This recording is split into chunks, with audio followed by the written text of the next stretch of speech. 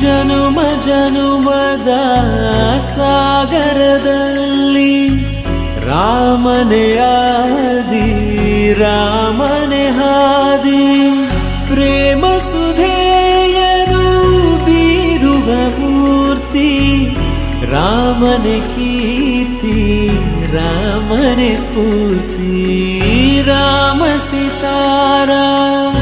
ಅಚಲ ಚರಿತೆ ಸುಂದರ ಕಾವ್ಯವೇ ಸುಂದರ